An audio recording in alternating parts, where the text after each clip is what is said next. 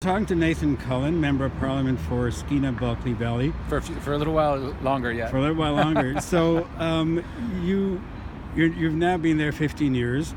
What are your thoughts about your time there?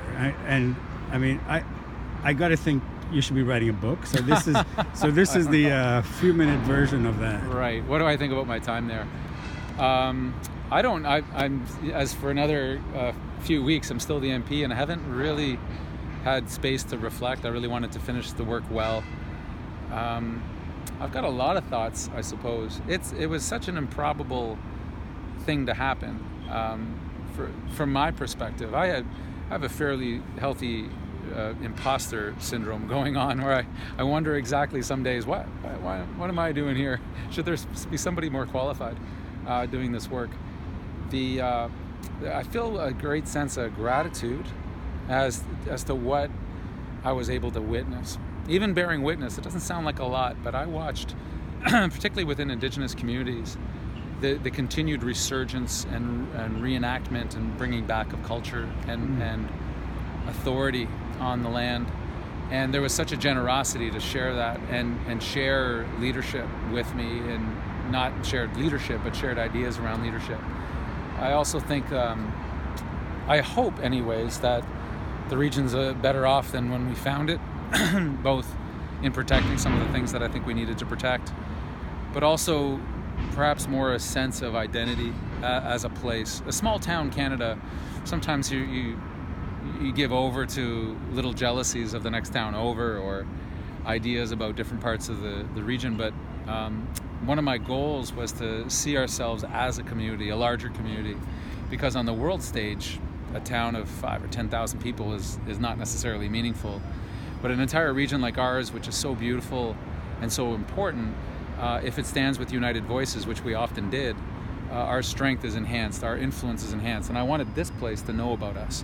I wanted Parliament to understand where Skeena was. And I feel fairly confident and proud of the fact that when I say Skeena in the halls of power here, people know exactly where I'm talking about.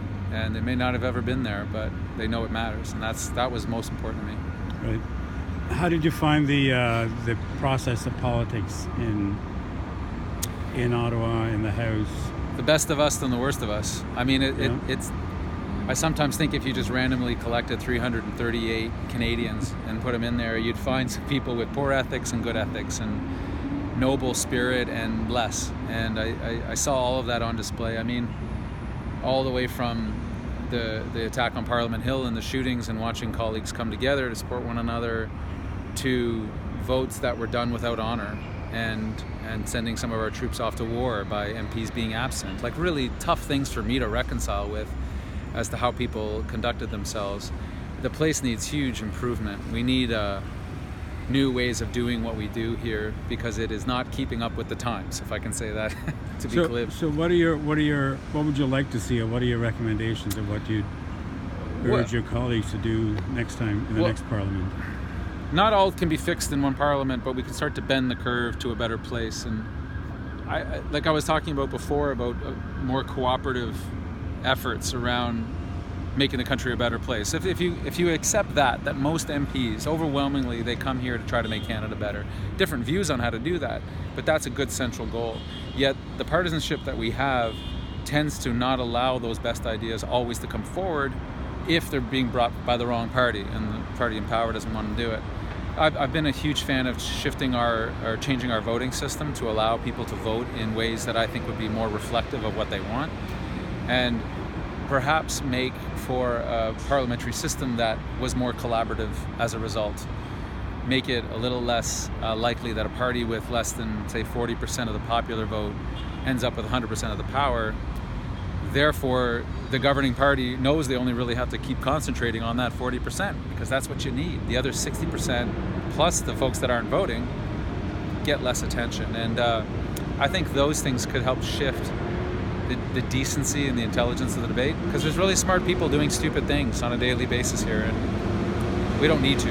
That would be my argument. But the system does push you that way. Yeah. He's working hard. It's a construction site. That's that right. Is, oh yeah, it always feels like a construction site. So, are you thinking more free votes? Oh, certainly. Yeah, I think, and this is not against any one leader, but anything that diminishes the leader and the leader's office in terms of their authority over their MPs. I think there should be more connection back to the constituencies. I think the party structure itself needs reform. I think there's been some parties that have done a little bit of that, but I mean, something like 10 times more Canadians have memberships in the Mountain Equipment Co-op than have membership in any political party, all of them combined. Wow. And it's fine because we like our sleeping bags and our thermarests, but it shows a disengagement, and we ignore it. We say, well, that's just fine, that only this small slice of Canadians participate actively in any of the party structures. We just saw that in the UK. Boris Johnson has to convince, I don't know how many, 200,000 Tories to become Prime Minister and take England out of Europe. Well, the rest of the country is thinking, wait, where's our voice in this?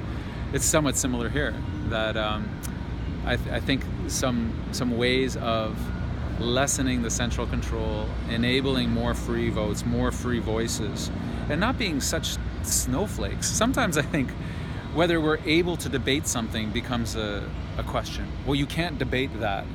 And my mother-in-law, who's since passed, used to say, all that is can be understood. All that is can be spoken about. I think sometimes in Canada, our so-called politeness ends up covering over our ability to just really get down to it and understand why some people see the world this way and some see it that way, and that's okay.